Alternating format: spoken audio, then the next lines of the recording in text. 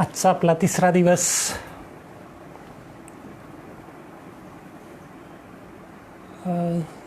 झरा प्रेरणेचा या सत्राला आपण सुरुवात केली परवापासनं. त्याच्या आधी एक आठवडाभर 3 वेगवेगळ्या विषयांवरती 3 सिरीज मी बोलत होतो. आपल्यापैकी बरेच लोक त्याला जॉईन झालेले होते. त्यातला बिरांशू रॉय पण आपल्याकडे आले. नमस्कार बिरांशूजी. तर त्या 3 सिरीजमध्ये जी 7 दिवस सलग चालले आपली ती सिरीज, ते सगळे व्हिडिओज माझ्या फेसबुक वॉलला उपलब्ध आहेत. त्यामुळे ज्यांचे काही मिस झालेले असतील, दीपक काचवे आपल्यासोबत आहे. नमस्कार. ॲडव्होकेट सचिन आंधळे औरंगाबादहून नमस्कार. राजेंद्र गजबीये पण आलेत. Good morning. तर ते सगळे जे आहेत ते उपलब्ध आहेत माझ्या फेसबुक वॉलला. त्यामुळे काहींचे मिस झालेले असू शकतात त्यावेळेस, तर त्यांना परत बघता येईल. सुमेध नमस्कार. Good morning. तर ते सगळे परत कधी पण पाहता येऊ शकतात. कारण शक्य आहे की दिवसभराच्या व्यस्ततेमुळे काही लोकांना नाही बघता आले, पण ते त्या फेसबुक वॉलवरती सगळे आपण अपलोड केलेले, त्याच्यामुळे ते कधी पण आपल्याला बघता येऊ शकतील. त्यामुळे त्याला अडचण नाही आहे. अनंतकुमार खेडकर अकोल्यावरून अनंता नमस्कार. कीर्ती गुल्हाणे आहे नमस्कार. तर लॉकडाऊन आत्ता कळेल आपल्याला आज उद्या काय परिस्थिती होते. तर पण जसं आत्ता आपल्या महाराष्ट्राच्या मुख्यमंत्र्यांनी अनाऊन्स केलं की लॉकडाऊन अजून 30 एप्रिलपर्यंत वाढणार आहे, त्याच्यामुळे आपल्याला अजून पुढचे काय म्हणू 15-16 दिवस घरामध्ये असण्याची तयारी करावी लागणार आहे. माहिती खरं ती तयारीच करावी लागते असं म्हणावं लागेल आपल्यापैकी बऱ्याच लोकांना, पण असं कधी सवय नाही घरात बसण्याची. म्हणून धर्मराजजी मोरे नमस्कार. तर ती आता मानसिक तयारी मला वाटते आपल्यापैकी बहुतेकांनी केलेली आहे. टी व्हीवरच्या बातम्या बघून सगळे. अजय नमस्कार. भुसाळवरनं अजय आपल्यासोबत आहे. तर ह्या मला असं वाटतं आत्तापर्यंत आपल्यापैकी अनेकांनी 14 तारखेपर्यंतचं थोडंफार नियोजन केलेलं असेल की बा घरातली राहिली सुरली कामं काढूया.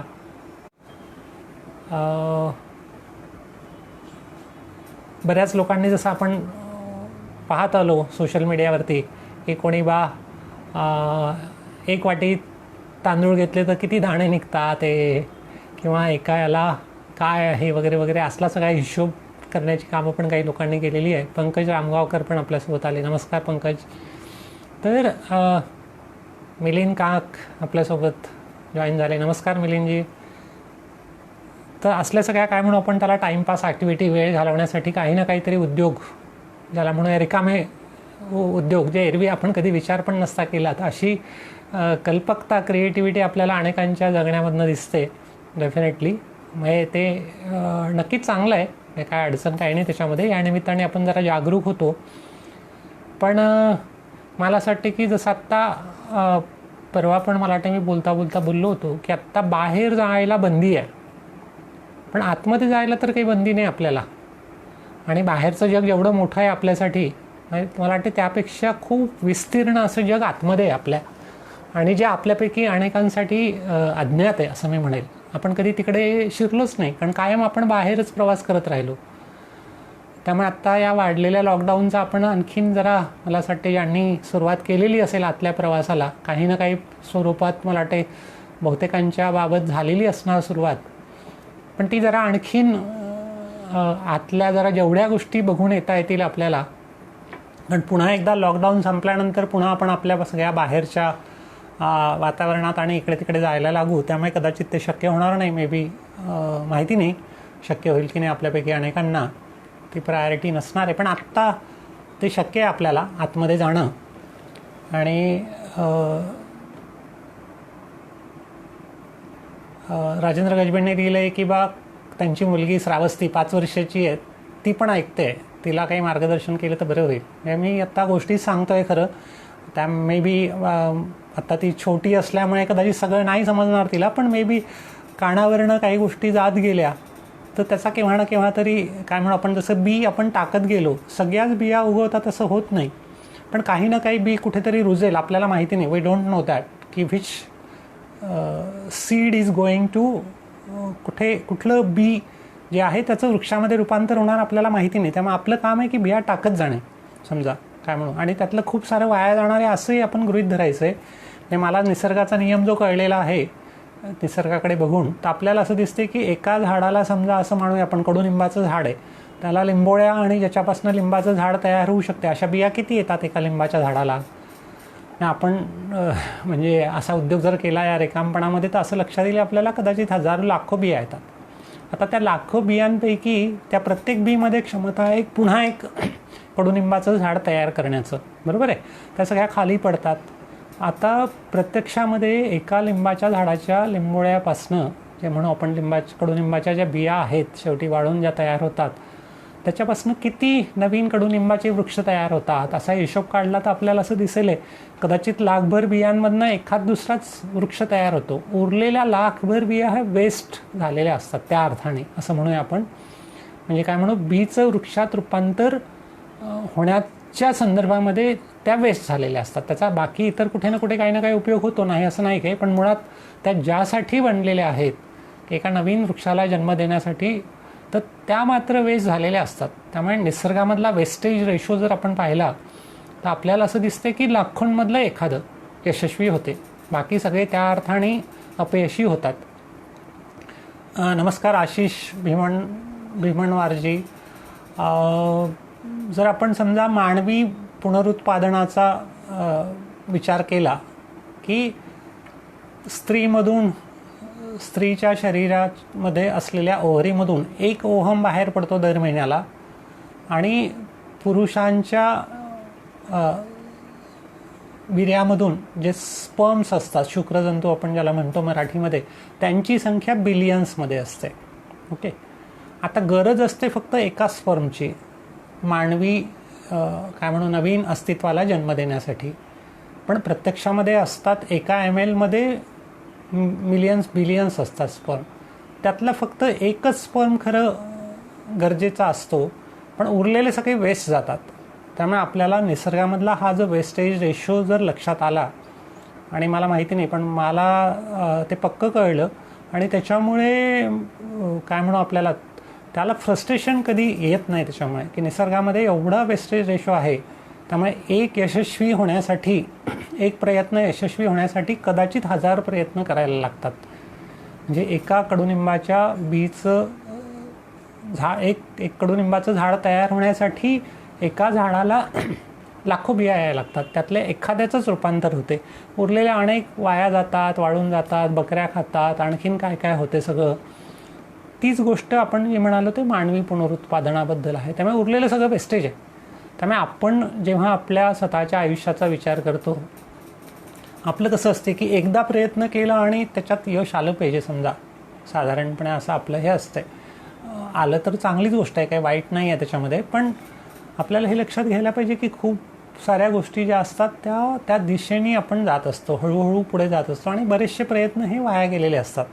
एडिसनचं उदाहरण आपण देतो बरेचदा, की एडिसननी जेव्हा विजेच्या दिव्याचा शोध लावण्यासाठी प्रयत्न केलेत, तो प्रयोग करत होता, तेव्हा किती वेगवेगळ्या प्रकारचे कॉम्बिनेशन त्यांनी करून बघितले. तर असं म्हणतात की 1000 प्रकारचे कॉम्बिनेशन त्यांनी करून पाहिले, वेगवेगळ्या सर्किट, की जेणेकरून विजेचा दिवा लागेल पेटेल. आणि दरवेळेस त्यांनी ज्या प्रकारे ती रचना करून बघितली आणि दिवा नाही पेटला, तेव्हा तो फ्रस्ट्रेट होऊ शकतो की एकदा झालं व 2दा झालं, 5दा झालं, 10दा झालं, प्रयत्न केला माणसाने, 10दाही होत नाही, याचा अर्थ पुढच्या 10 वेळेस होणार नाही, असं साधारणपणे आपलं गणिती निष्कर्ष असतो. पण प्रत्यक्षामध्ये जीवनामध्ये असं घडत नसते खरं. म्हणजे जे मागच्या 10 वेळास 50 वेळास नाही झालं ते 51व्या वेळी घडायचं असते. त्याच्यामुळे तिथे 50 वेळेस प्रयत्न करून झालं नाही याचा अर्थ पुढचे 50 वेळा प्रयत्न करून होणार नाही, हा नियम तिथे लागू नाही होत. निसर्गाचे नियम काही वेगळे असतात, त्यामुळे ते कदाचित 51व्या वेळेला व्हायचं असते. आपला पेशन्स किती पुरतो, सहनशीलता किती पुरते, यावर ते सगळं अवलंबून असते. त्यामुळे एडिसनला 1000व्या वेळा जेव्हा दिवा लागला आणि त्याच्या आधी जेव्हा 1000 प्रयत्न त्याचे अपयशी झाले, तेव्हा तो काय म्हणायचा की मला आणखीन एका सर्किटचा शोध लागला की ज्या प्रकारे दिवा नाही पेटू शकत.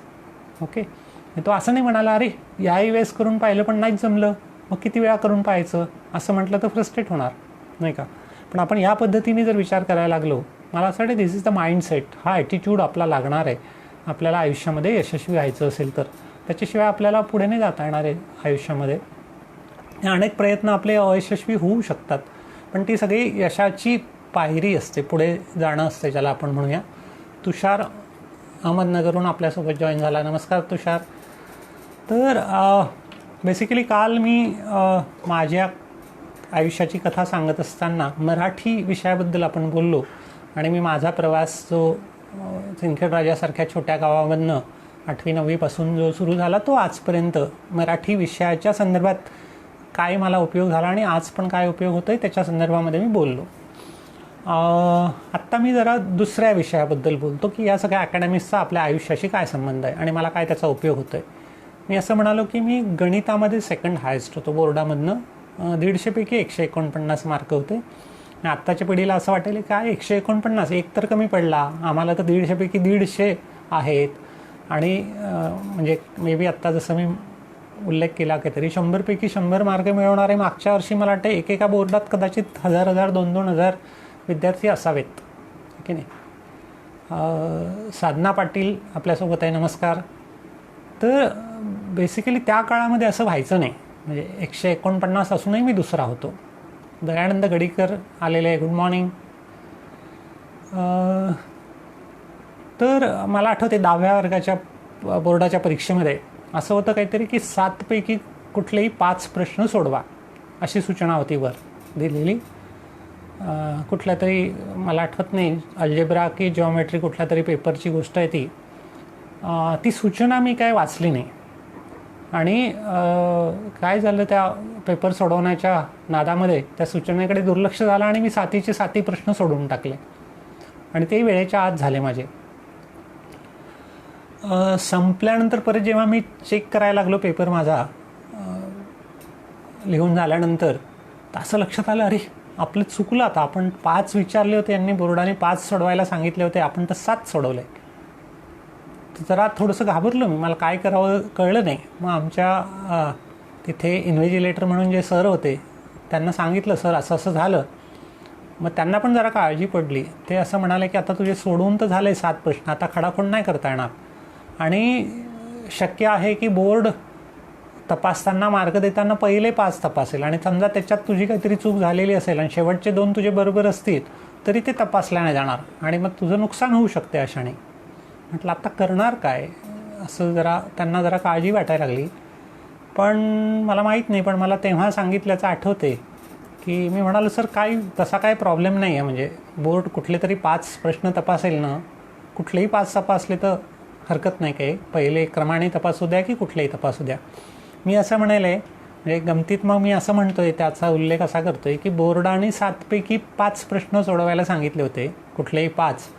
मी बोर्डाला सांगितले चॅलेंज दिलं की मी 7पैकी 7ही प्रश्न सोडवलेले, कुठलेही 5 तपासा तुम्हाला पाहिजे ते.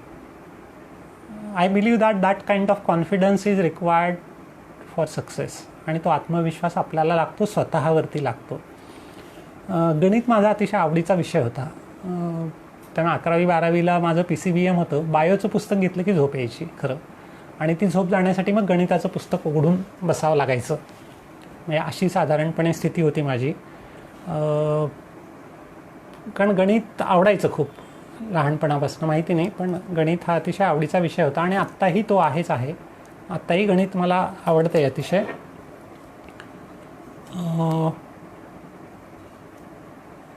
आता गणित का बरं मला असं वाटते मला शिकता आलं आणि उपयोग झाला गणिताचा. मी जसं सांगितलं की आमच्याकडे दुकान होतं घरी आणि वडील माझे फार जास्त तसे अकॅडमिक शिक्षणाने फार नव्हते शिकलेले, पण त्यांचं गणित अतिशय पक्कं होतं. म्हणजे त्यांचा हिशोब जो असायचा ज्याला म्हणूया आपण, तो अतिशय दांडगा होता. त्यांना फार अवधी नाही लागायचा. समजा दुकानामध्ये सामान घ्यायला कोणीतरी आलं तर त्या काळामध्ये कॅल्क्युलेटरचंही फार चलन नव्हतं, पण कॅल्क्युलेटरपेक्षाही फास्ट त्यांच्या सगळ्या काय म्हणू कॅल्क्युलेशन्स असायचे, सगळे तोंडपाठ असे. त्यांची मेमरी अतिशय स्ट्रॉंग होती. प्रॉब्ली त्यांच्याकडनं मला ती देण कदाचित मिळाली असावी गणिताच्या संदर्भामध्ये. आणि आमच्याकडे कसं की समोर दुकान आणि मागे राहणं होतं, घर होतं, त्यामुळे अगदी लहानपणापासनं रिकामा वेळ असला की दुकानात बसायचा, आलेले ग्राहक करायचे वगैरे वगैरे, हिशोब करायचा, पैसे घ्यायचे द्यायचे. तर ती हिशोबाची सवय लहानपणापासून होती आणि वडील अतिशय हिशोबामध्ये चोख होते. म्हणजे त्यांना अजिबात एक पैसाचंही इकडे तिकडे झालेलं चालायचं नाही. म्हणजे अतिशय शिस्तबद्ध असं होतं. म्हणजे अगदी नोटा लावताना, नोटांची गड्डी लावत असताना पण त्या उलटसुलट लावलेल्या पण त्यांना चालायच्या नाही. ते रागवायचे त्या अर्थाने पण. म्हणजे मला असं वाटते प्रत्येक माणसाचा एक स्वभाव असतो आणि एक शिस्त असते.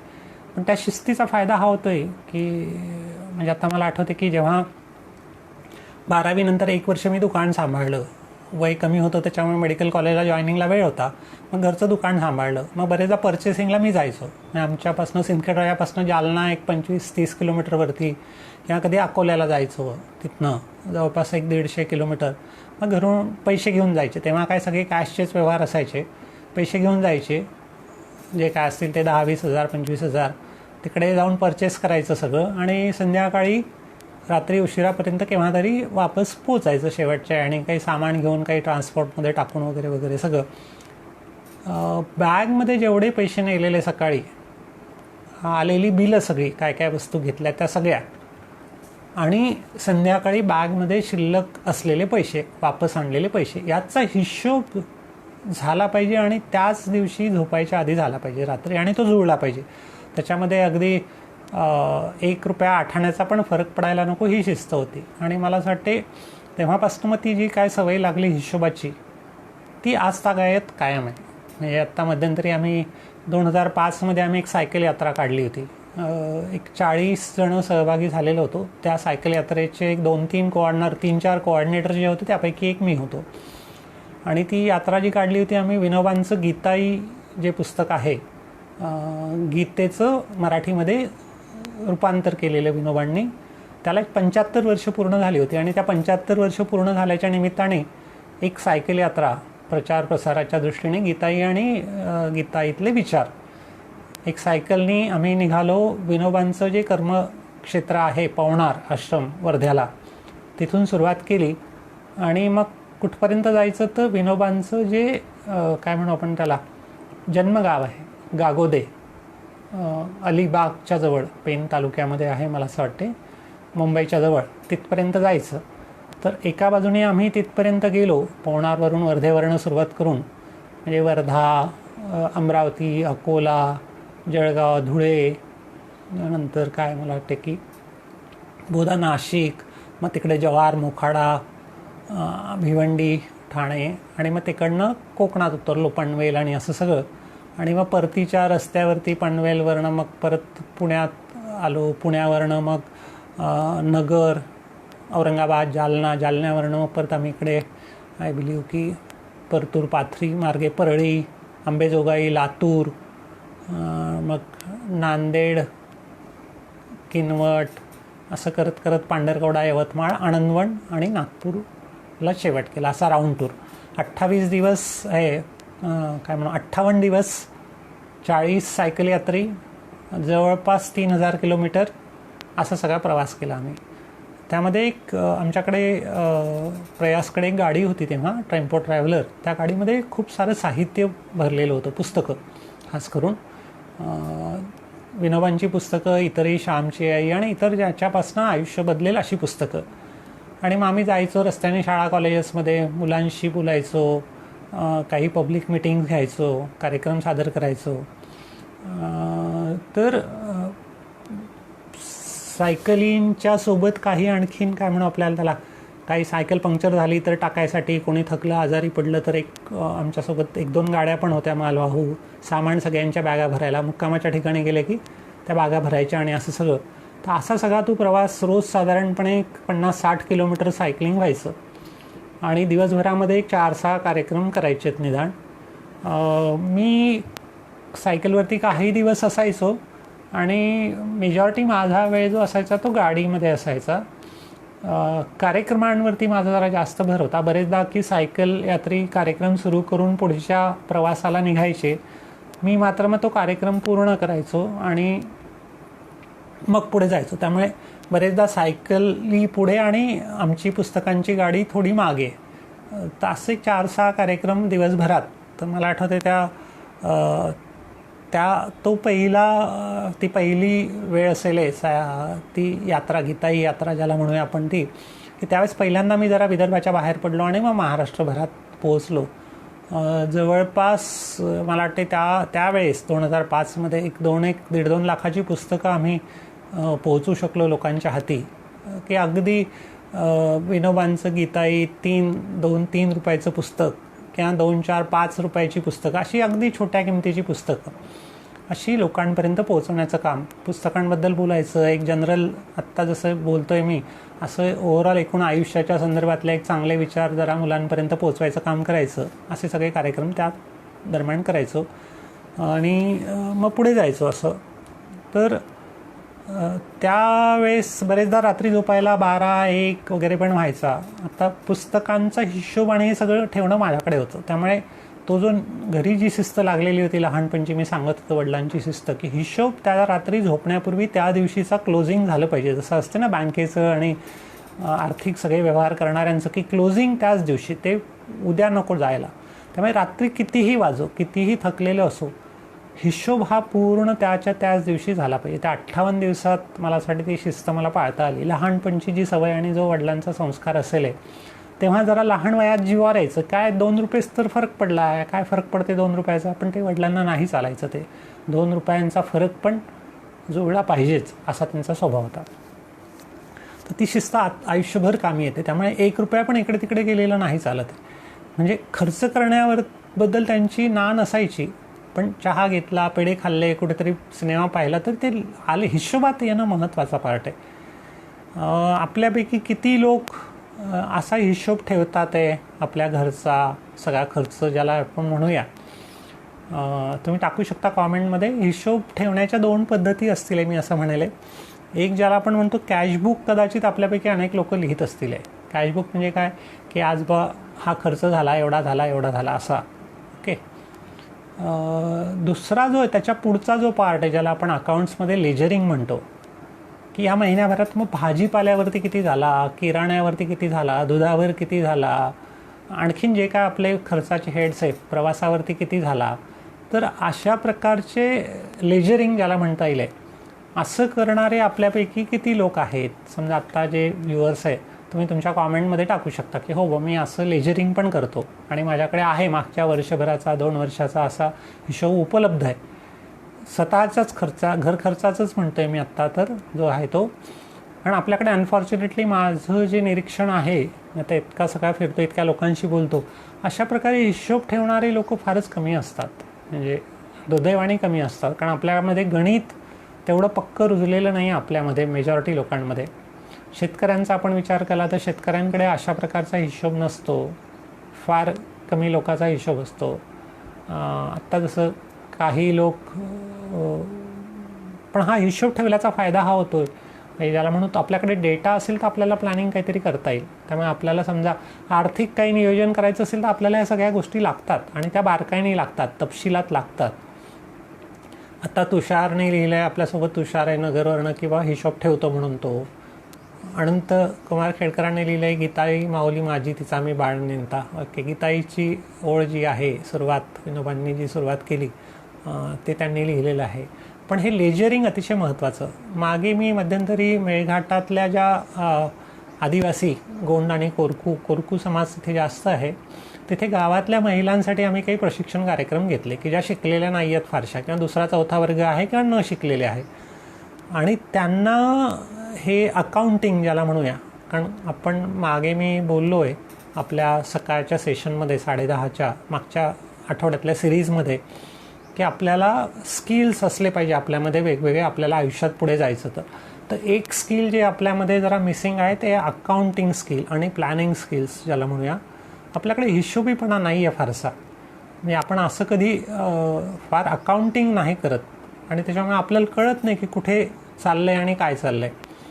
अकाउंटिंग करताना मग प्रायोरिटीज आपल्याला डिफाईन करता येतात आणि त्यानुसार मग आपल्याला काय करायचं आहे काय नाही ते ठरवता येते. आता आपल्याकडे डेटाच नसेल तर आपण प्लॅनिंग तरी काय करणार, त्यामुळे ते चुकीचं ठरते. प्लॅनिंग करणं पण. तर तेव्हा आम्ही आदिवासी महिलांसाठी हे कॅशबुक आणि लेजर कसं लिहायचं त्यांच्या घर खर्चाचं हे त्यांना शिकवलं. आणि मग वर्षभरानंतर अगदी बोर्ड खडूफळा घेऊन शिकवलं सगळं. आणि त्यातल्या निरक्षर होत्या बऱ्याचशा महिना. आणि पुढच्या वर्षी 1 वर्षानंतर साधारणपणे परत जेव्हा फॉलोअप ट्रेनिंग होतं तेव्हा मेजॉरिटी लोकांनी असं सांगितलं की सर त्याचा आम्हाला खूप फायदा झाला. काय फायदा झाला तर असं लक्षात आलं रे या महिन्यात आपला की नाही हा खर्च आकारण होतो, हा आपल्याला जरा वाचवता येऊ शकला असता हा खर्च, किंवा हा खर्च आपल्याला करायला पाहिजे हा आपण नाही केलेला. असं त्या अगदी आदिवासी फार न शिकलेल्या महिलांचा पण फीडबॅक होता की याच्यामुळे आम्हाला फायदा झाला, आमचे पैसे वाचलेत, आम्हाला पैशाचा जास्त चांगला उपयोग करता आला या हिशोबाच्या पद्धती शिकल्यामुळे. त्यामुळे मला असं वाटते की हे अकाउंटिंग जे आहे ना बेसिक स्किल आपल्या सगळ्यांना गरजेचं आहे. अकाउंटिंग आपण पैशांचं करायला पाहिजे, आपण वेळेचं पण करायला पाहिजे. वेळेचं अकाउंटिंग बरेचदा होत नाही आपल्यामध्ये आणि म्हणून प्रॉब्लेम जातो. माझं जे यशस्वी व्हा नावाचं पुस्तक आहे, काल बाय द वे मी फेसबुक वॉलवरती माझ्या पेजवरती पुस्तकांचे मी जे बोललो होतो काल की काय वाचलं पाहिजे, हे मी वाचलेल्या पुस्तकांपैकी काही पुस्तकं फक्त मी असं म्हणणार नाही की तीच फक्त आहेत, भरपूर आहेत तशी, पण काही पुस्तकांबद्दल मी त्यांचे मुखपृष्ठ आणि त्या पुस्तकाचा कंटेंट थोडक्यात असं काही पुस्तकांच्याबद्दल टाकलेलं आहे माझ्या फेसबुक वॉलला. तुमच्यापैकी मला वाटतं बहुतेकांनी पाहिलेलं असेल, नसेल पाहिलं तर ते बघू शकता. काही लोकांनी मला विचारलं पण सर ही पुस्तकं कुठे मिळतील. ती आहे म्हणजे मी लिहिलेली 3-4 पुस्तकं आहे ती तर आमच्याचकडे असतील इथे अमरावतीला उपलब्ध. उरलेली पुस्तकं जी आहे ती आपण म्हणूया की आहे वेगवेगळ्या प्रकाशनांची आहे, पण ती सगळी आमच्याकडे असतात. प्रयासची एक ॲक्टिव्हिटी आहे की चांगली पुस्तकं लोकांपर्यंत गेली पाहिजे, त्याच्यामुळे ही सगळी पुस्तकं बहुधा असतात. त्यामुळे काही लोकांनी विचारलं होतं की आम्हाला कशी मिळतील, ती मिळू शकतील. आता फक्त लॉकडाऊनमुळे थोडंसं पाठवण्याची अडचण असू शकते, पण अदरवाईज नाही तर मग तुमच्याकडे कुरिअरने म्हणा किंवा असं काही पोस्टाने ते पाठवता येऊ शकतात तुम्हाला पाहिजे असतील तर, काही अडचण नाही त्याला. अनेक लोकांनी विचारलं होतं म्हणून फक्त आत्ता सांगतो आहे ते. तर अकाउंटिंगमध्ये साधना पाटलांनी लिहिले की त्यांचे मिस्टर हिशोब ठेवतात. बॅलन्स शीट आनंदकुमार खेडकरांनी लिहिलं कारण ते अकाउंटवालेच आहेत, त्याच्यामुळे बॅलन्स शीट ही पुढची पायरी झाली ज्याला आपण म्हणूया की लायबिलिटी आणि ॲसेट्स. अकाउंटिंगवाल्यांना जरा जास्त चांगलं समजेल की आपण काय कमावलं या वर्षभरात. जसं वर्षाच्या शेवटी व्यापारी हिशोब करतो की आपण काय कमावलं आणि त्याच्यासाठी काय कॉस्ट दिली आपण, तसा हिशोब आपल्याला आपल्या आयुष्याचा करता आला पाहिजे. आणि त्यासाठी गणित महत्त्वाचा विषय ठरतो. ज्यांचं गणित चांगलं असते त्यांना आयुष्याचं गणित पण चांगलं जमते बरेचदा, म्हणजे असं म्हणूया आपण. त्यामुळे गणित अकॅडमिक गणित तर ठीक आहे जमायला पाहिजे आपल्याला, त्याचा फायदा होतो आयुष्याचं गणित जमायलाही, पण नॉट नेसेसरीली की बा अकॅडमिक गणितामध्ये चांगलं नसलं तरी आयुष्याचं गणित छान जमलेलं अनेक लोक असतात. आणि गणितामध्ये कसं असते आपल्याला समजा प्लसच्या जागी मायनस झालं, बाकी सगळ्या स्टेप्स बरोबर आहेत आपल्या, पण फक्त चिन्ह बदललं तर काय होणार आहे शेवटी उत्तर चुकीचं येणार आहे. त्यामुळे चिन्ह बदलणं तर पुढचं गणित सगळं चुकते. दुर्दैवाने आपल्या आयुष्यामध्ये असंच होते खूपदा की प्लसच्या जागी आपण मायनस करतो. मग ते नात्यांच्या संदर्भात असेल, ते कदाचित गुणांच्या संदर्भात असेल आहे, आणि इतर अनेक बाबतीत असू शकते. चिन्ह बदललं की पुढचं सगळं बदलते. त्यामुळे चिन्ह फक्त योग्य चिन्हांचा वापर करता येणं गणितामध्ये जसं असते ते आपल्याला आयुष्यामध्ये पण करता आला पाहिजे की जिथे प्लस पाहिजे तिथे मायनस नको लावायला आपल्याला चुकून. जिथे मल्टिप्लिकेशन पाहिजे आपल्याला, गुणाकार पाहिजे, तिथे बरेचदा भागाकार होतो चुकून. चिन्ह चुकून अनावधानाने काही वेळेला आणि काही वेळेला माहिती नसल्यामुळे पण म्हणेल मी असं झालं की मग आपल्या आयुष्यामध्ये गडबड होते. त्यामुळे चिन्हांचा योग्य वापर करायला गणित शिकवते आपल्याला. आकड्यांचा विचार करायला गणित शिकवते, कारण आकड्यांशिवाय तुम्हाला मेजरमेंटच नाही करता येत. मग आता समजा माझं वजन किती आहे बा, 3 वर्षापूर्वी माझं वजन 80 किलो होतं, मोजलं होतं मी. आत्ता समजा परवा मी माझं वजन मोजलं तर ते 63 आहे, म्हणजे 17 किलो वजन माझं कमी झालं मागच्या 3 वर्षात. माझी हाईट 6 फूट आहे. त्याच्यावरनं मग मला माझा बॉडी मास इंडेक्स काढता येतो, जे एक इंडिकेटर आहे आरोग्याचं. तो आत्ता माझा जो आदर्श बॉडी मास इंडेक्स ज्याला आम्ही म्हणतो तो 18.5 ते 21 असायला पाहिजे. तर आत्ता माझा त्या आदर्श लेव्हलला येऊन त्याच्या खालच्या बाजूला आलेला आहे. 18.5 आत्ता माझा काय म्हणू आपण जवळपास 18.5-19 हा माझा बॉडी मास इंडेक्स आहे. म्हणजे फिटनेसच्या दृष्टीने आपण हा इंडिकेटर जर बघितला तर मला असं वाटतं की मी आत्ता 3 वर्षापूर्वी जो होतो त्यापेक्षा माझा फिटनेस लेवल बराचसा वाढलेला आहे आत्ता 59व्या वर्षी, पण जो 3 वर्षापूर्वी नव्हता. आता हे केव्हा शक्य झालं? मेजरमेंटमुळे. मी त्याचा हिशोब ठेवला आहे, माझ्याकडे डेटा आहे आणि मग मला एक डेस्टिनेशन ठरवता आलं, इथपर्यंत जायचं आहे. त्यामुळे गणित हे आयुष्यामध्ये आपल्याला पदोपदी लागते आणि ते गणित जर आपल्याला नाही कळलं तर मग अडचण जाते पुढे. आणि मला असं वाटतं जसं आत्ता मुलांना जर आपल्याला गणित शिकवायचं असेल तर जसं आपल्या बँकेचे पासबुक असतात, त्याच्यामध्ये इंटरेस्ट कॅल्क्युलेट केला जातो. काही लोकांचे FD असतात, त्याच्यावरती इंटरेस्ट कॅल्क्युलेट केला जातो. आता गणिताच्या पुस्तकात गणितं असतात, इंटरेस्ट काढावा वगैरे वगैरे सगळं असं, दर साल दर शेकडा असं सगळे. त्यांना जरा गणित हा ॲब्स्ट्रॅक्ट विषय, त्यामुळे त्याला असं जीवनाशी जोडता आलं पाहिजे आपल्याला. त्यामुळे मुलांना जरा बँकेच्या पासबुकमधला इंटरेस्ट जो आहे तो कसा कॅल्क्युलेट होतो हे काढायला लावा, त्याचा उपयोग होईल. FDचा इंटरेस्ट कसा कॅल्क्युलेट होतो ते काढायला लावा. किंवा जसं मी आणखीन म्हणेल, गणित जर गमतीदार करायचं असेल तर काय करता येऊ शकते की गणित हा ॲब्स्ट्रॅक्ट विषय, त्यामुळे फक्त बोर्डावरची आणि वहीमध्ये गणित सोडून चालणार नाही. आणि आता लॉकडाऊन पण आहे, बऱ्याच लोकांना समजा ॲक्टिव्हिटी पाहिजेत मुलांसाठी असा प्रश्न अनेक घरांमध्ये असेल. मला वाटते आता आपले जे ऑडियन्समध्ये आहेत त्यांच्यापैकी किती घरांच्यामध्ये मुलं आहेत आणि मुलांना जरा एंगेज ठेवायचं आहे काहीतरी अर्थपूर्ण याच्यात, असा किती लोकांचा विषय आहे. कदाचित माझ्या बोलण्याच्या ओघात मला त्या पण गोष्टी सांगता येतील, कारण आम्ही मुलांसाठी खूप ॲक्टिव्हिटी केल्या बरेच वर्षपर्यंत, की अगदी काय म्हणू छान आनंद मिळू शकेल आणि ज्यातनं शिकायला पण मिळेल. असं काय काय करता येणं शक्य आहे फार साधनं न वापरता, किंवा आपल्या घरामध्ये जे काय आहे त्याचा वापर करून काय आपण शिकवू शकतो, सगळे अकॅडमिक्स. तर तो पण एक माझा काय म्हणू कामाचा आणि अनुभवाचा भाग राहिलेला आहे. तसं असेल तर त्यातल्या पण काही गोष्टी कदाचित मला त्या अंगाने पण मांडता येईल. जसं आत्ता आपल्याला राजेंद्र गजबींनी सांगितलं की 5 वर्षाची मुलगी आहे. तर आता असा जर तुमच्यापैकी काहींचा असेल तर जरूर टाका तुम्ही कॉमेंटमध्ये, मग त्या दिशेने जाता येईल. पण एक उदाहरण म्हणून फक्त मी सांगतो, गणिताचा उल्लेख निघाला म्हणून. क्षेत्रफळ काढा समजा, असं गणित आपल्यापैकी बहुतेकांनी सोडवलं आहे कुठल्या तरी वर्गामध्ये. एरिया समजा एक चौकोन आहे, स्क्वेअर म्हणूया किंवा चौकोन असेल, आयात असेल, त्याचा एरिया काढा. एरिया काढायचं सूत्र काय आहे? लांबी गुणिला रुंदी, बरोबर आहे. आता आपण अशी खूप सारी उदाहरणं वहीमध्ये सोडवली जी आपल्याला परीक्षेत कधीतरी आलेली असतील. हे प्रत्यक्षामध्ये आपण कधी सोडवलं आहे का गणित? हे लांबी गुणिला रुंदी क्षेत्रफळ काढण्याचं. आता मुलांकडे समजा वेळ आहे तुम्हाला, तर हे सूत्र जर पक्क करायचं असेल तर मला असं वाटते मुलांना हे सूत्र वापरू द्यायला शिकलं पाहिजे. Application in our day to day living. आता कसं काढता येईल की मी असं म्हणाले, आता समजा एक पुस्तक आहे, कुठलेही साधारणपणे जी पुस्तकं असतात वाचनाची, त्या पुस्तकाचा एरिया किती आहे हे आपल्याला काढता येऊ शकते. आपल्या घरातला टेबल, त्या टेबलचा एरिया किती आहे, म्हणजे चौकोनी वस्तू आपल्या घरामध्ये कोणकोणत्या आहे. पहिलं काम असं करता येईल, मुलांना सांगता येईल की आपल्या घरातल्या चौकोनी वस्तू कोणकोणत्या आहे त्याची यादी तयार करा. ओके, त्याच्यातनं त्या मुलं सगळे आजूबाजूला बघतील आणि खूप शोधून काढतील. ओके, आणि ते लिहायला लावायचं, म्हणजे आपोआप लिहिण्याचा सराव होईल. हल्ली मुलांना लिहायचा कंटाळा येतो जरा. त्यांना जर तुम्ही असं अभ्यासाच्या स्वरूपात लिहायला सांगितलं तर त्यांच्या जीवावर येईल. पण त्यांना सांगितलं की चला चौकोनी वस्तूंची यादी तयार करूया, बरं किती सापडतात आपल्याला शोधा. आणि इतक्या वेगवेगळ्या गोष्टी, आणि हा सगळा घर पण हा खेळ करू शकते लागलं तर. ओके, कदाचित आपल्या नजरेला नाही येणार अशा गोष्टी आपली मुलं पण शोधून काढू शकतात. ओके, काय फार डिफिकल्ट नाही आहे. मग एक ते यादी लिहून काढायची समजा, असं होऊ शकते.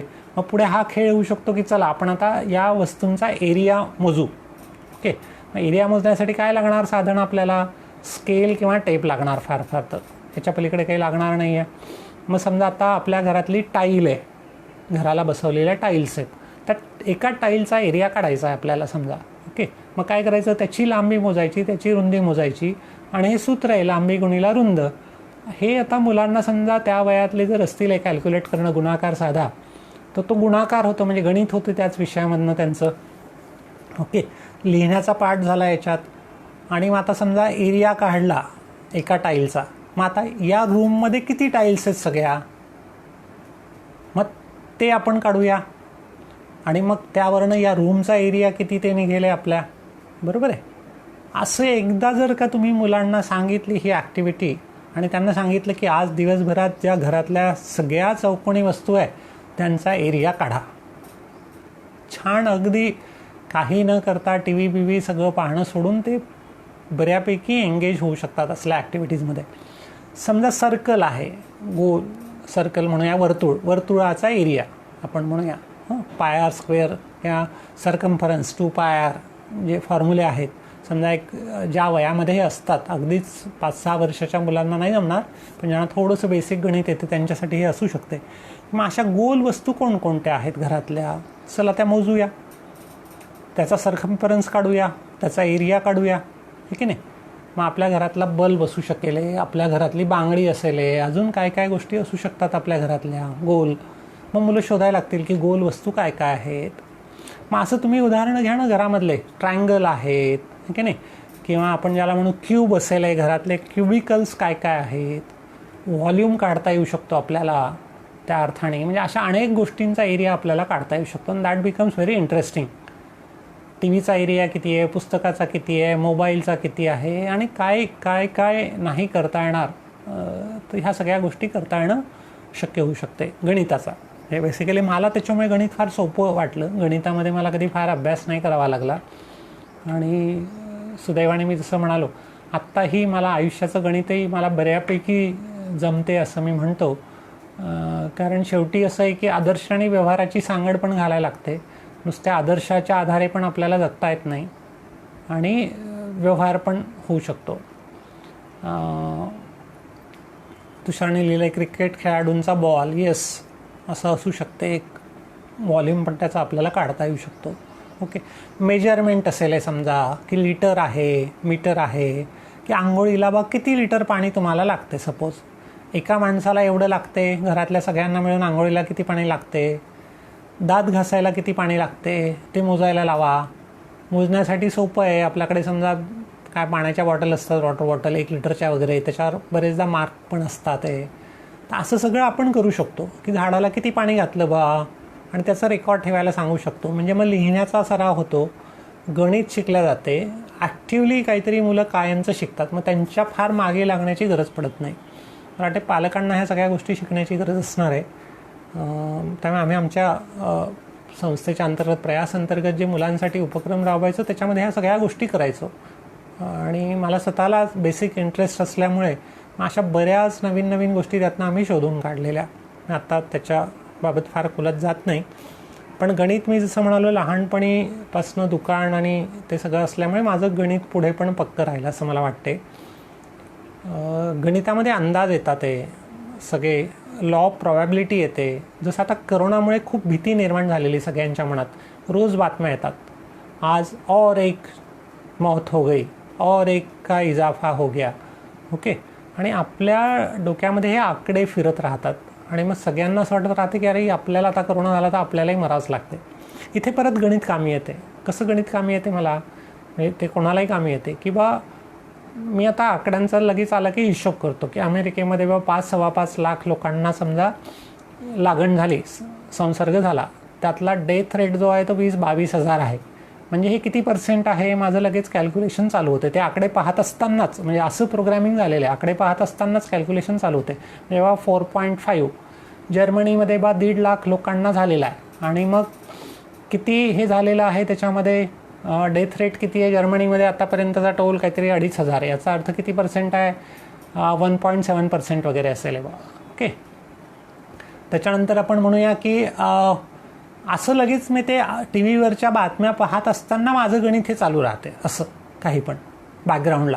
आणि मग मला लगेच हे कळते, समजा आपल्याकडे झाला, आज भारतातला काय आकडा आहे समजा 9-9.5 हजार लोकांपैकी 300 काही डेथ झालेल्या आहे. याचा अर्थ आपल्याकडे किती आहे, 9-3-27, 3.5% डेथ रेट आहे. बरोबर आहे. याचा अर्थ समजा करोना झालाही असं मानलं आपण, ओके, 1000 लोकांना, तर त्यातला डेथ रेट जो असणार आहे आत्ताच्या हिशोबाने 30-35 असणार आहे. उरलेले 965 लोकांना काही होणार नाही आहे.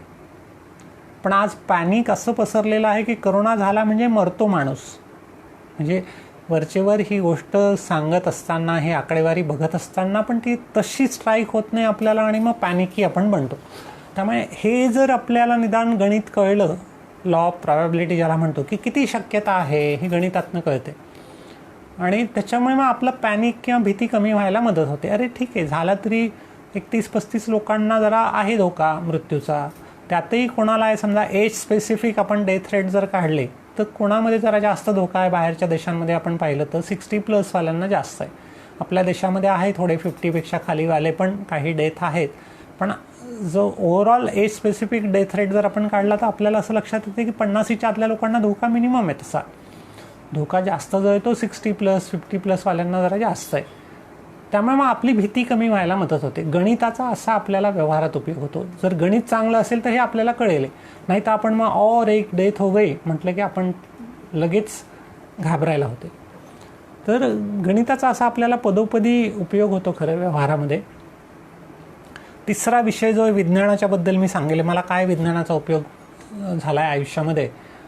सायन्समध्ये मी 3rd हायेस्ट होतो, 147 होते 10वीला मार्क. मला आठवते की त्यावेळेस 8वी 9वी 10वीत असताना म्हणजे 1972, 73, 74, 75 साधारण त्या काळातली गोष्ट करतो आहे मी. माझ्या घरामध्ये माझ्या स्वतःची एक विज्ञानाची छोटीशी प्रयोगशाळा होती, भंगार समाजामधनं गोळा केलेली. खेड्यामध्ये कसलं सामान मिळणार सायन्सचं त्या काळात, आजपासून 40-45-50 वर्षापूर्वी. पण मग माझ्याकडे काय गोळा केलेलं आम्ही, टेस्ट ट्यूब समजा शाळेमध्ये लॅब असायच्या, शाळेमध्ये प्रयोग करायला व्हायचे. अनफॉर्च्युनेटली आता हल्ली सगळ्या शाळांमधनं, मेजॉरिटी शाळांमधनं प्रयोग करणं बंद झालं सायन्सच्या लॅबमधून. फक्त दाखवल्या जातात फार तर आणि जर्नल भरून घेतल्या जातात. फार चुकीची गोष्ट आहे ही. तर मला आठवते की मी अशा भंगार वस्तू गोळा केलेल्या की लॅबमधनं एखादी फुटलेली टेस्ट ट्यूब आहे त्या गोळा करून आणायच्या, किंवा काय म्हणू तेव्हा टुरिंग टॉकीज असायच्या, त्यांचे रोल असायचे ते सिनेमाचे, ते कापावं लागायचे मध्ये मध्ये. मग त्या कापलेल्या फिल्म गोळा करायच्या टॉकीच्या भोवती फिरून, जुने चष्मे गोळा करायचे, त्याच्यावरनं लेन्सेस मिळायचे की नाही, किंवा मिररचे तुकडे, फुटलेल्या काचांचे तुकडे, आरशांचे मिरर्स व्हायचे, मॅग्नेट गोळा करायचो अशीच कुठून तिथून, इलेक्ट्रिकचे सेल असायचे बॅटरीचे वगैरे. तर अशा, आणि आमच्या दुकानामध्ये बऱ्याच वस्तू विक्रीसाठी असायच्या की नवसागर असायचं NH4Cl, किंवा तेव्हा विहिरी फोडण्यासाठी गंधक असायचं सल्फर, दारू बनवायसाठी असायचं ते विहीर फोडण्यासाठी जी लागते त्याच्यासाठी. तेव्हा हे सगळं फ्रीली अवेलेबल असायचं सगळीकडे.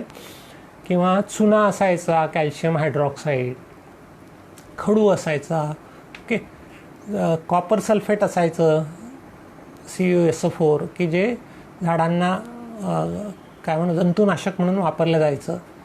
तर हे सगळे केमिकल्स पण होते. त्यामुळे मला आठवते की 8व्या वर्गात असताना, 8व्या-9व्या वर्गात असताना माझ्या टेक्स्टबुकमधले बहुतेक सगळे सायन्सचे प्रयोग मी माझ्या घरच्या घरी करून पाहिल्याचं मला आठवते आत्ता पण, इतके वर्ष, 50 वर्ष झाल्यानंतरही. म्हणजे मी केमिस्ट्रीमधले प्रयोग मला आठवते की मी सल्फर डायऑक्साईड घरच्या घरी, सल्फाईड घरच्या घरी, हायड्रोजन गॅस मी माझ्या घरच्या घरी बनवून बघितलेला. आणि ह्या सगळ्या गोष्टी केल्या मी. फिजिक्सचा जर विचार केला तर फिजिक्समध्ये काय असते, फिजिक्समध्ये मुख्यत्वे जे आहे ते काय म्हणू आपण त्याला, की मिरर आहेत, लेन्सेस आहेत, मॅग्नेट आहे, इलेक्ट्रिसिटी आहे, आणि ह्या सगळ्या भंगार वस्तूंमधनं मिळतात. बहुतेक सगळे ते प्रयोग मी घरच्या घरी केलेले. बायोमध्ये जे आहे ते basically plant and animal kingdom आहे. तर प्लांट किंगडममध्ये सगळ्या बिया, त्याचं काय म्हणू जर्मिनेशन, त्याचा ग्रोथ रेट, ॲब्सॉर्प्शन कसं, मुळं कसं पाणी शोषतात जमिनीमधनं, त्यासाठीचे छोटे छोटे साधे प्रयोग. त्यामुळे बहुतेक PCBचे सगळे प्रयोग घरच्या घरी मी 8वी-9वीत असताना करून बघितले. त्याचा फायदा मला हा झाला इमिजिएट तो, की मला फार अभ्यास न करता पण सायन्समध्ये मी बोर्डात 3रा येऊ शकलो. आणि मग त्याने जो एक सायंटिफिक ॲटिट्यूड डेव्हलप झाला, मला ती गोष्ट जास्त महत्त्वाची वाटते की प्रत्येक गोष्टीमध्ये प्रयोगशीलता माणसाला लागते, की प्रयोग करण्यासाठी मानसिक बैठक तयार व्हायला लागते, एक्सपेरिमेंटेशन ज्याला म्हणूया आपण ते. सायन्स शिकण्याचे 2 मूलभूत टूल्स असतात. एक आहे निरीक्षण, ऑब्झर्वेशन, आणि दुसरं आहे एक्सपेरिमेंटेशन, ऑब्झर्वेशन आणि एक्सपेरिमेंटेशन. त्यामुळे मला वाटते की विज्ञानाच्या त्या अभ्यासातनं, त्या 8व्या-9व्या वर्गात केलेल्या प्रयोगांमुळे मला ऑब्झर्वेशन स्किल जे आहे माझं, निरीक्षण क्षमता माझी बऱ्यापैकी दांडगी झाली. म्हणजे मला खूप सारे मित्र सांगतात, अरे आम्हाला दिसत नाही आणि तुला कसं काय दिसते. म्हणजे मला माणसं अशी दिसतात वेगळी, जी अदरवाईज बाकी लोकांना नाही दिसत, तशी सोबत राहूनही नाही दिसत. त्या माणसामधलं काहीतरी वेगळेपण मला ओळखता येते पटकन कदाचित. म्हणजे दॅट इज माय स्ट्रेंथ. किंवा खूप वेगळ्या आयडियाज ज्याला म्हणू आपण, जरा इनोव्हेटिव्ह, तर अशा आयडियाज माझ्या डोक्यात येत राहतात. जरा डिझायनिंगमध्ये खूप चांगला आहे मी, उपक्रमांच्या डिझायनिंगमध्ये. त्यामुळे आमचे प्रयासच्या अंतर्गत आम्ही जे काय उपक्रम घेतले संस्थेच्या अंतर्गत, बहुतेक सगळे असे युनिक झाले आणि रोल मॉडेल झाले. मी असं म्हणेल की त्याचा अनुसरण पूर्णपणे किंवा तुकड्या तुकड्यांमध्ये बऱ्याच ठिकाणी लोकांनी ते केलं, रिप्लिकेट होण्यासारखे आणि असे सगळे. तर हे सगळं मला वाटते का बरं मला करता आलं, कारण माझं ऑब्झर्वेशन स्किल जे विज्ञानाच्या अभ्यासातनं दांडगं झालं, तो चष्मा डोळ्यावरती आला. त्यामुळे प्रत्येक गोष्टीकडे वेगळ्या नजरेने पाहायला शिकलो मी, किंवा इन डेप्थ पाहायला शिकलो. म्हणजे आमचा परत तो अंशु गुप्ता, मी त्याचं एक सांगतो सूत्र, की तो म्हणतो की ऐसा आतपर्यंत गहराई तक के देखने को सीखना चाहिए हम लोगों ने. पेनिट्रेटिंग व्हिजन ज्याला म्हणतात, ते आपलं व्हिजन जे असतं ते बरेचदा वरवरचं असते, फक्त आपण खोलवर कधी जात नाही. तर ती व्हिजन मला डेव्हलप करता आलं आणि त्याच्यामुळे आयुष्यामध्ये बऱ्याच गोष्टी जरा वेगळ्या करता आल्या. आणि दुसरं विज्ञान शिकण्याचं टूल जे आहे, साधन जे आहे, ते आहे प्रयोगशीलता. आपल्याला आपल्या आयुष्यात प्रयोग करून बघता आले पाहिजेत. ते फक्त विज्ञान काही फक्त पुस्तकांमध्ये आणि काय म्हणू फिजिक्स, केमिस्ट्री, बायोलॉजीमध्ये नाही आहे, ते आपल्या जगण्यामध्ये. आणि ती प्रयोगशीलता जी विज्ञानाच्या पुस्तकांमधनं मी शिकलो, अभ्यासातनं शिकलो, ती मला पुढे मग माणसांच्या आयुष्यामध्ये दिसली. मग गांधींचं पुस्तक जे वाचलं, आत्मकथा, माय एक्सपेरिमेंट्स विथ ट्रूथ, ही सत्याचे प्रयोग. गांधी काय म्हणाले की मी जे काय केलं आयुष्यामध्ये, काय केलं माझ्या आयुष्यामध्ये, की प्रयोग केलेत. आणि जसा एक सायंटिस्ट प्रयोग करतो आपल्या लॅबमध्ये, त्याचा आग्रह नसतो की असाच निष्कर्ष आला पाहिजे. जे काय निष्कर्ष आले ते स्वीकारले, यस ऑर नो. तर तसे प्रयोग मला असं वाटतं की मी माझ्या आयुष्यामध्ये खूप सारे करून बघितलेत. मग ज्याला उपद्व्याप म्हणता येतील बरेचदा. म्हणजे कॉलेजमध्ये असताना मी असं म्हणेल, आणि आमचे मित्र पण सुदैवाने असेच प्रयोगवीर होते सगळे. एका मित्राचा उल्लेख केला मी, जो बुलढाण्याला सिव्हिल सर्जन आहे, डॉक्टर प्रेमचंद पंडित. आणखीन एक मित्र माझा मागच्या वर्षीचा पद्मश्री आहे, डॉक्टर रवींद्र कोल्हे, जो मेळघाटमध्ये आहे. आणि अशा ठिकाणी राहतो आहे की काय म्हणू त्याला, की त्याला बस पकडायला 40 किलोमीटर पायी यावं लागायचं 1985 साली. तेव्हापासून तिकडे तो एक 1,500 वस्तीच्या गावात तापी नदीच्या किनाऱ्यावरती राहतो आहे. आतापर्यंत त्याच्या घराला दरवाजाच नव्हता, म्हणजे कुलूप नव्हतंच, कारण दरवाजा नाहीच आहे. बिना कुलपाचं घर, झोपडी जशी असते आदिवासींची तशी आत्तापर्यंत त्याची होती. आता 2 वर्ष झाले मुलांनी जरा आग्रह करून एक पक्कं घर बनवून दिलं. तो एक माझा मित्र. आमचा एक चौथा मित्र जो आहे तो आता ऑस्ट्रेलियात आहे, डॉक्टर दिलीप गहाणकरी म्हणून. तो गोल्ड कोस्ट नावाचं जे शहर आहे ब्रिस्बेनच्या जवळ, तिथल्या अगदी लिडिंग प्लास्टिक सर्जन आहे तिथे तो. आणि तिथे असूनही तो दरवर्षी मेळघाटमध्ये येतो त्याची टीम घेऊन, इकडे राहतो 5 दिवस आणि जवळपास 100-150 सर्जरीज करतो फ्री ऑफ चार्ज, सगळं स्वतःचं सामान आणि ते आणून. आणि गेले 12-13 वर्ष झाले तो हे करतो आहे सगळ्या गोष्टी.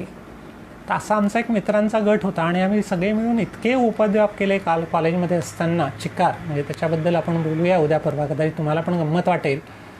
आणि मला वाटते त्याच्यामुळे कदाचित आज आम्ही जिथे कुठे पोहोचलो आहे त्या उपद्व्यापांमुळे. मेडिकल कॉलेजमध्ये जे शिकलो तो तर एक छोटा पार्ट आहे समजा, पण त्याच्या बाहेर ज्या गोष्टी केल्यात, मग काय उपद्व्याप केले की रात्री 12 वाजता अमावस्येच्या रात्री निघायचं नागपूरवरनं सायकलनी आणि रामटेकच्या साईडला सायकलनी चाललं जायचं. ओके, बघायचं काय होते तर अमावस्येच्या रात्री जाऊन. किंवा एकदा आम्ही निघालो आहे असंच की सायकलनी निघायचं आहे नागपूरवरनं भोपाळच्या दिशेने जायचं, खिशामध्ये पैसे न घेता, आणि बघायचं काय होते तर. Totally unplanned journey. असं एक 7 दिवसात 800 किलोमीटर जाऊन आलो आम्ही. त्याचे अनुभव माझा मित्र जो डॉक्टर रवी कोल्हे, त्यांनी त्याचं चरित्र लिहिलं गेलं आहे त्याच्या आयुष्यावरती. पुस्तक पुण्याच्या मृणालिनीताई चितळे यांनी लिहिलेलं आहे, मेळघाटावरील मोहोर. मला असं कालच्या पुस्तकांच्या यादीमध्ये प्रॉब्लेम मी ते टाकलेलं आहे. त्यात आमच्या त्या सायकल यात्रेवरती पण एक प्रकरण आहे लिहिलेलं, रवीने ती आठवण पण लिहिलेली आहे किंवा तिकडे गुजरातमध्ये फ्लड्स आले होते खूप सारे, तर आम्ही तिकडे एका फ्लड रिलीफ टीममध्ये गेलो, तिथले अनुभव आमचे जे आहे. तर असे खूप प्रयोग आयुष्यामध्ये केलेत आणि त्याच्यामुळे आयुष्यामध्ये जरा वेगळं काहीतरी करता आलं असं मी म्हणेल. त्यामुळे ती प्रयोगशीलता आपल्याला जोपासता आली पाहिजे आपल्या आयुष्यात. आपल्या मुलांना प्रयोगशीलता आपल्याला शिकवता आली पाहिजे, तर त्याचा फायदा होतो आहे. त्यामुळे विज्ञान शिकल्याचा तो फायदा आहे. म्हणजे वैज्ञानिक दृष्टिकोन आणि ही विज्ञानाची 2 टूल्स, ऑब्झर्वेशन आणि एक्सपेरिमेंटेशन ज्याला म्हणूया, ते जर आपल्या आयुष्यात असतील तर अनेक प्रश्नांना आपण खूप चांगल्या प्रकारे उत्तर शोधण्याच्या दिशेने जाऊ शकतो. डेफिनेटली काही अडचण नाही त्याला. तो मला असं वाटते असं काही मराठी गणित आणि विज्ञान जे काय विषय तेव्हाचे होते अकॅडमिक्समधले, ते मला आयुष्यातही आत्ता उपयोग पडतात आहे. मला असं वाटतं की आत्ता झाला आहे, तासभर होत आला आहे.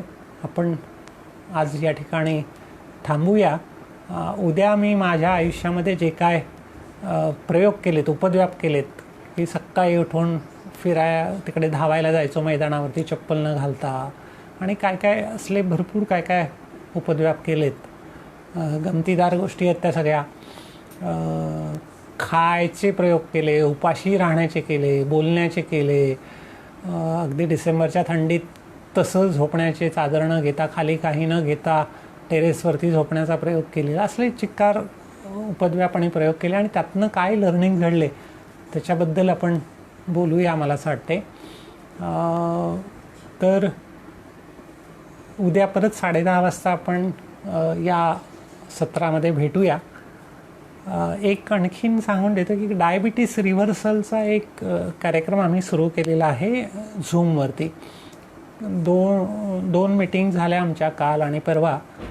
खास करून ज्यांना डायबिटीस रिव्हर्स करायचं आहे, ज्यांना आता औषधं घेऊन कंटाळा आला आहे आणि ज्यांना असं वाटतं की आम्हाला औषधं नाही घ्यायची डायबिटीससाठी, ओके, तर त्यासाठी मग जीवनशैली हे सगळं औषध मानून आहारामध्ये अगदी साधे सोपे काही बदल करून आहारामध्ये आणि रोजच्या जगण्यामध्ये टाईप 2 डायबिटीस म्हणतो आहे मी, की हा पूर्ण आपल्याला बरा करता येतो, रिव्हर्स करता येतो. रिव्हर्स करता येतो याचा अर्थ आपल्याला औषधं घेण्याची गरज राहणार नाही आहे.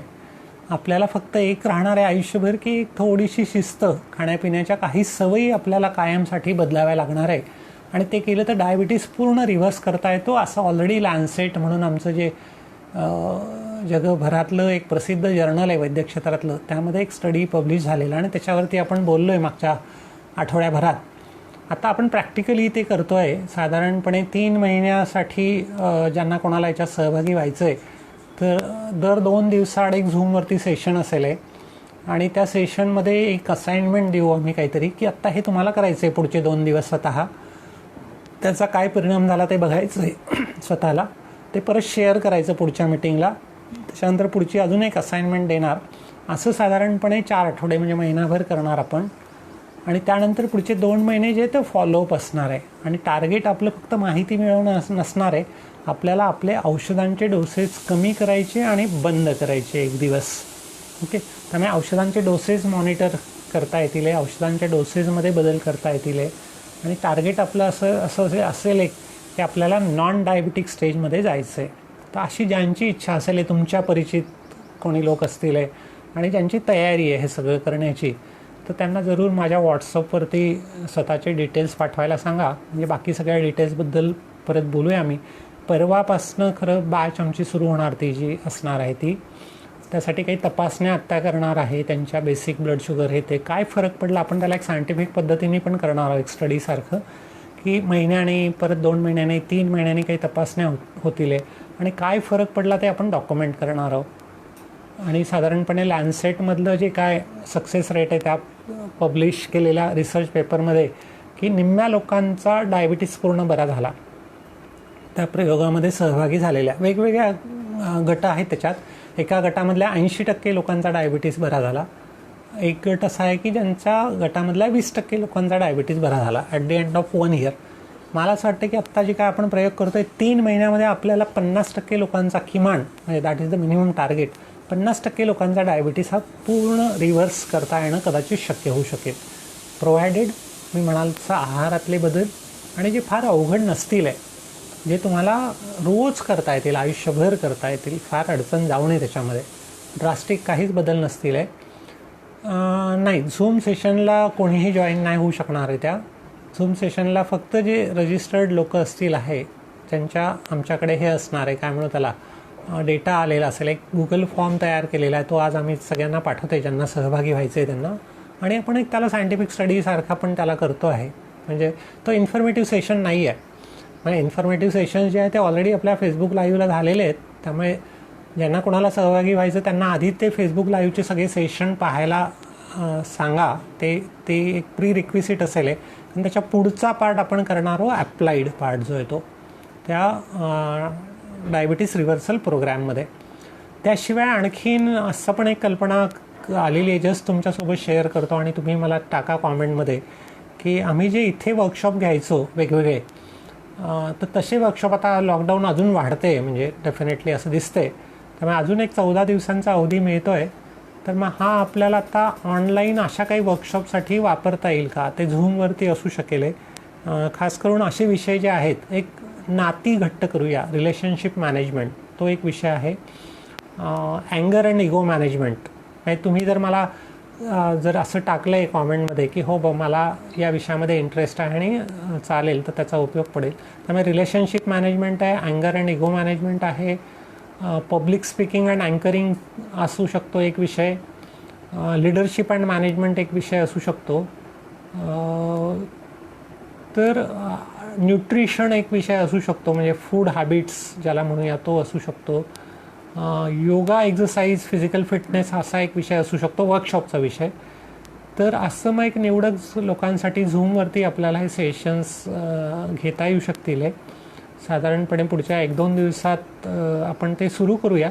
त्याच्यापूर्वी जर तुम्ही मला जरा टाकले काय वाटते तुम्हाला आणि किती लोकांना इंटरेस्ट असेल आहे असं जर कळलं, तर मग जरा मला प्लॅन करायला बरं पडेल. तर ते मे बी उद्याला वगैरे अनाऊन्स करू आपण त्याच्या वेळा आणि त्याच्या काय पद्धती असतील. तर या ठिकाणी मला असं वाटते मी थांबतो. मला माहिती नाही, म्हणजे आज पण तासभर बोलणं झालं. कदाचित यातल्या काही गोष्टी तुमच्या उपयोगाच्या असू शकतील आहे. त्यामुळे काल जसं तुम्ही कॉमेंट टाकल्यात, काय तुम्हाला वाटलं, यातलं काय आवडलं, कुठली गोष्ट महत्त्वाची वाटते, तर ते जरूर कळवा. तर मग मला असं वाटते मला पण त्यातनं जरा माझी बॅटरी चार्ज होईल आणि मला पण मग पुढे काय म्हणू बोलण्याची प्रेरणा मिळेल. त्यामुळे हा प्रेरणा आपण एक दुसऱ्यांना द्यायची आहे. कदाचित काल काहींनी दिलं की माझ्या बोलण्यातून बाबा प्रेरणा मिळाली, मला यासाठी तुमच्या फीडबॅक आणि काय म्हणू त्याला प्रतिसादामधनं मला प्रेरणा मिळते की आपण हे करायला हरकत नाही. तर या ठिकाणी थांबूया आपण. पॅरेंटिंग एक विषय आहे, पालकत्व खरं, त्याच्याबद्दल पण आपण बोलूया. कॅन्सर, तुषारने सुचवलं, कॅन्सरबद्दल पण आपल्याला बोलता येणं शक्य आहे. कॅन्सर आणि जीवनशैली खास करून तो पण एक विषय असू शकतो. इव्हन डायलिसिस किंवा किडनी फेल्युअर असा पण एक विषय आपल्याला करता येणं शक्य आहे. म्हणजे त्याच्यामागचं विज्ञान आणि काय आपल्या हातात आहे बेसिकली असं. तर असे काही विषय, अजून पण काही विषय पाहिजे तर तुम्ही सुचवू शकता आणि तुमचा इंटरेस्ट जरूर कळवा, लिहून पाठवा. तर आत्ता या ठिकाणी आपण थांबूया, निरोप घेऊया आणि उद्या सकाळी परत आपण भेटणार आहोत 10:30 वाजता. मीनवाईल तुमच्या मित्रांना मी जसं सांगितलं परत एकदा सांगतो की फेसबुक पेज माझं जे आहे ते लाईक करायला सांगा आणि यूट्यूब चॅनेल त्याच्यावरचे व्हिडिओज कोणी पाहिले असतील तर ते पण सांगा. खूप सारे व्हिडिओज आहेत त्याच्यामध्ये टाकलेले जे इन्स्पायरिंग आहेत. बरेचसे मी घेतलेल्या मुलाखती आहेत. प्रयास सेवांकूर नावाने ते यूट्यूब चॅनेल आहे, ते पण सबस्क्राईब करा. त्यामुळे मे बी आपण आता पुढच्या आठवड्यात काही गोष्टी आपण यूट्यूब लाईव्हकडे जाणार आहोत. त्याला 1000 सबस्क्रायबर पाहिजेत असं काहीतरी आहे मिनिमम. आता मला वाटते 750च्या पुढे गेलेलं आहे. त्या पुढच्या 2 दिवसात मला वाटते आपण त्या लेवलपर्यंत जाऊ शकू प्रॉब्ली. तर या ठिकाणी थांबतो आहे. सर्वांना नमस्कार. तुमच्या प्रतिसादाची मी वाट बघतो आहे. ते तुम्ही आता सेशन संपल्यानंतरही टाकू शकता कॉमेंट्समध्ये. ते मला नंतर मी सगळ्या त्या बघत जाणार आहे आणि रिप्लाय करण्याचा पण प्रयत्न करेल. धन्यवाद. नमस्कार.